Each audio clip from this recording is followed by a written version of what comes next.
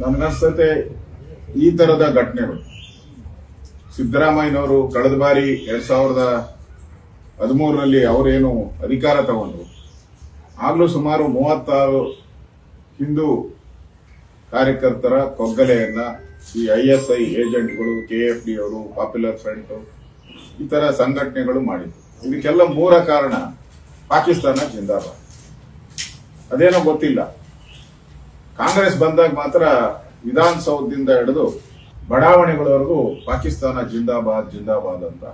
ಪಾಕಿಸ್ತಾನದ ಪಾಂಪ್ಗಳಿಗೆ ಅವಮಾನ ಮಾಡೋ ರೀತಿ ಇಡೀ ಭಾರತ ಹೋರಾಟ ಮಾಡ್ತಾ ಇದ್ರೆ ಆ ಪಾಕಿಸ್ತಾನ ಬಾವುಟಗಳನ್ನ ಎತ್ಕೊಂಡು ಜೋಬಲ್ಲಿ ಇಟ್ಕೊಂಡು ಹೋಗುವಂತದ್ದನ್ನು ಕೂಡ ನಾವು ಮಾಧ್ಯಮದಲ್ಲಿ ನೋಡ್ತಾ ಇದ್ದೇವೆ. ಈ ಮಂಗಳೂರು ಘಟನೆಗೆ ನೇರ ಕಾರಣ ಇರತಕ್ಕಂಥದ್ದು ಪಾಕಿಸ್ತಾನ ಜಿಂದಾಬಾದ್. ಇದರಿಂದನೇ ಅಲ್ಲಿ ಮಂಗಳೂರಲ್ಲಿ ನಿರಂತರವಾಗಿ ಒಂದಾದ್ಮೇಲೆ ಒಂದು ಕೊಲೆಗಳು ನಡೀತಾನೆ ಇದೆ. ರಾಜ್ಯದಲ್ಲಿ ಕಾನೂನು ಸುವ್ಯವಸ್ಥೆ ಕೇಳೋ ಪ್ರಶ್ನೆನೇ ಇಲ್ಲ. ನಾವು ಪದೇ ಪದೇ 100 ಸರಿ 1000 ಸರಿ ಹೇಳಿದ್ರಿ, ಕೇಳಿದ್ರೆ ಲೆಕ್ಕ ಕೊಡ್ತಾರೆ. ನಿಮ್ ಕಾಲದಲ್ಲಿ ಎಷ್ಟಾಯ್ತು, ನಮ್ ಕಾಲದಲ್ಲಿ ಎಷ್ಟಾಯ್ತು.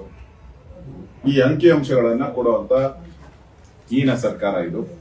ಇವತ್ತು ಈ ಒಂದು ಸುಹಾಸ್ ಶೆಟ್ಟಿ ಕೊಲೆ ನಿಜಕ್ಕೂ ಹಿಂದೂ ಕಾರ್ಯಕರ್ತರಿಗೆ ಎಲ್ಲೆಲ್ಲಿ ಸಿಗ್ತಾರೋ ಅಮಾಯಕರ ರೀತಿ ಅವ್ರನ್ನ ಕೊಲೆ ಮಾಡುವಂತದ್ದು, ಅವರ ಹತ್ರ ಯಾವುದೇ ಆಯುಧ ಇಲ್ಲ ಅಂತ ಹೇಳಿ ಗೊತ್ತಾದ ಮೇಲೆ ಅಟ್ಯಾಕ್ ಮಾಡಿರುವಂತದ್ದು. ಅದನ್ನ ಮಾಹಿತಿ ಕೊಟ್ಟವರು ಯಾರು?